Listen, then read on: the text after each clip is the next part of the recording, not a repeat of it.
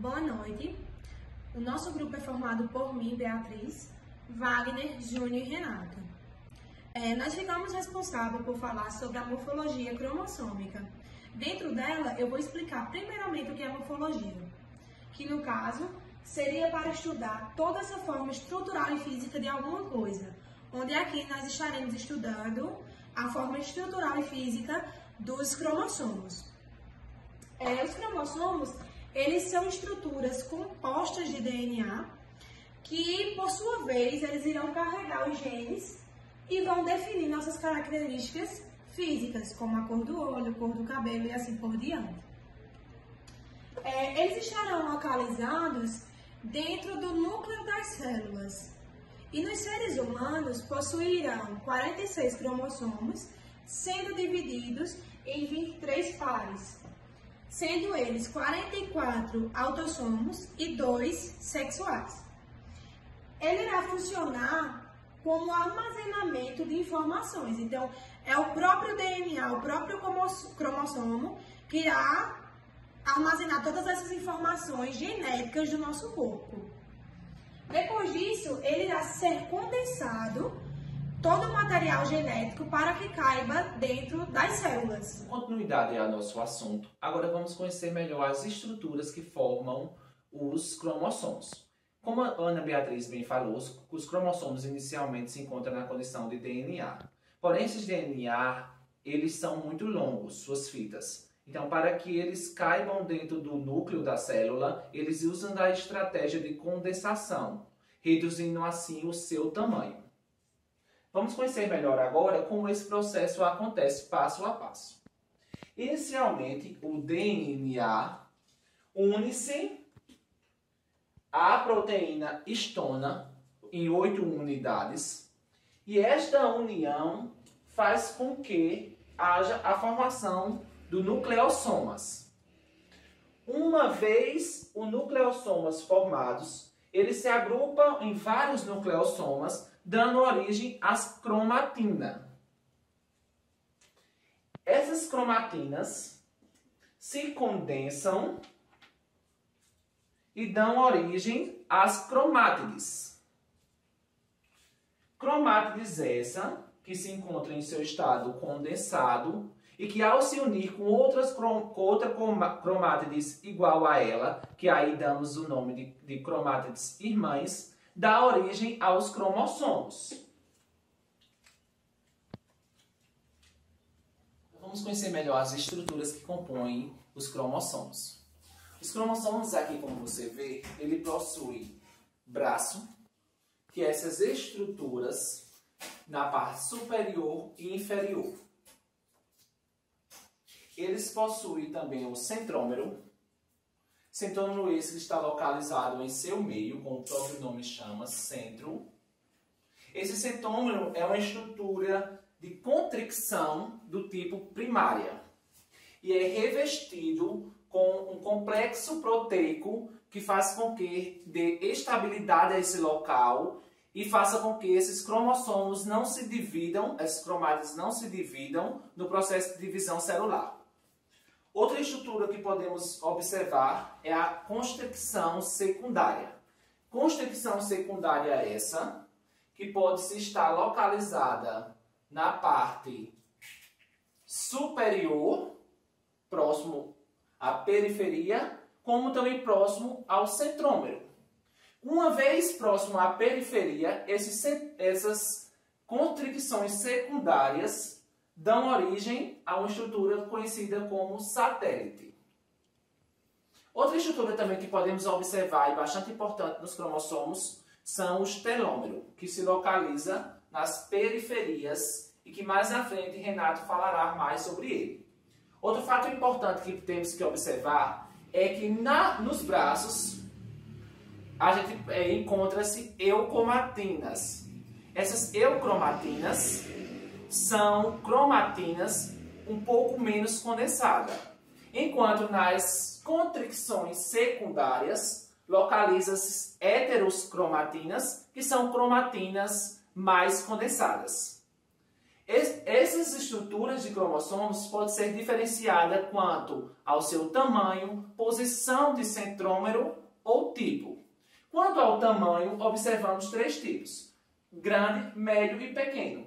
Essa classificação se dá ao tamanho do seu braço. Outra explicação que podemos dar é a organização dessas estruturas. Uma vez organizadas, com as estruturas dando o nome de cariotipo, esses cariotipos são estruturas que nos permitem melhor organizar nossos cromossomos e que para assim possamos estudá-los e obter os resultados desejados. Aqui podemos observar a representatividade de uma estrutura cromossômica. Aqui ao centro temos o centrômero que une as duas cromátides irmãs. Temos as contrições secundárias, tanto próximo ao centrômero como próximo às periferias. Essas próximas periferias dão origem aos satélites.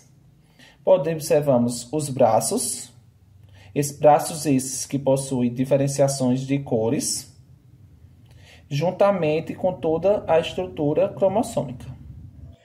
Boa noite, gente. Eu fiquei com classificação dos cromossomos, mas antes disso vamos nos lembrar a localização deles nas células. Nas células eucariontas, eles vão ser encontrados no núcleo. E quanto à classificação deles, eles são classificados de acordo com a posição do centrômero, podendo ser metacêntrico, o centrômero é localizado no meio do cromossomo; submetacêntrico, ele é ligeiramente afastado do centro do cromossomo; acrocêntrico, ele está mais próximo dos polos; e telocêntrico, ele está em um dos polos. No próximo vídeo, nós iremos ver a localização de cada um e como ficaria a morfologia desse cromossomo. Bom, como prometido, né? Aqui nós temos 4 cromossomos que são os tipos como eles são classificados. Aqui nós temos o metacêntrico, onde o centrômero ele se encontra bem localizado ao meio do cromossomo. Aqui a gente vai ter o submetacêntrico, onde o centrômero ele está mais próximo em um dos polos. Aqui a gente tem o acrocêntrico, onde o centrômero está mais perto ainda dos polos. E aqui a gente tem o telocêntrico, que o centrômero está localizado no polo. Esses pontinhos amarelos que aqui vocês estão vendo, ele é chamado de telômero, que são sequências repetidas de DNA que existem nas extremidades de todos os cromossomos humanos. A sua função está relacionada em proteger e separar os cromossomos. São semelhantes, como por exemplo, aos plásticos que são envoltos nos cadastros de sapato, que impede que o cadastro se desfie. Da mesma maneira, essas estruturas aqui, chamadas de telômeros, eles têm essa função, impedindo que haja a perda da função do cromossomo. Como já vimos, o cromossomo contém um centrômero e 2 braços, onde o braço pequeno se chama P e o braço longo se chama Q. E para fazer a análise desse cromossomo, fazemos um processo chamado de bandeamento, que é a coloração desses cromossomos, onde a gente vai poder analisar cada partezinha que vai colorir mais ou menos.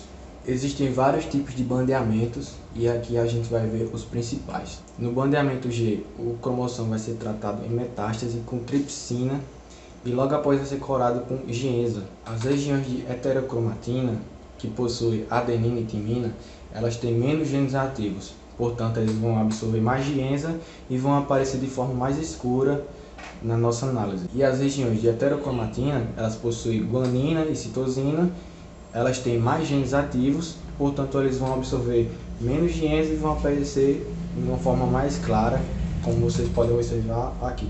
No bandeamento R, as lâminas são preparadas com tampão de fosfato quente e logo após são coladas também com gienza. Só que ao contrário do tampeamento G, o tampeamento R apresenta um resultado contrário do tampeamento G, como vocês podem observar aqui. As regiões ricas em citosina e guanina, que no último caso vão aparecer de forma mais clara, agora vão aparecer de forma mais escura, e as regiões com adenosina e timina vão aparecer de forma mais clara, ao contrário da outra situação.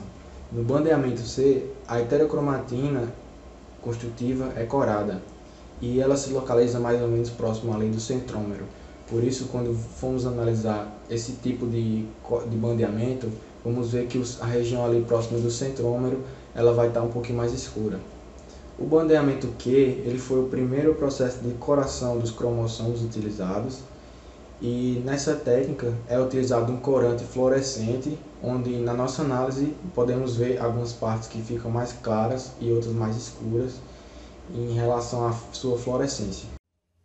Agora vamos conhecer a história do garoto João Guilherme. João Guilherme é da cidade de Queimadas e possui a trissomia do cromossomo 21.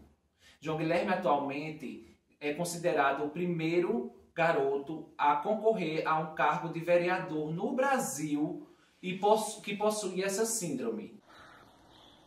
Pessoal, hoje é dia 2 de abril, dia da conscientização, aceitação do autismo. Isso. Se fala sobre o que é o autismo,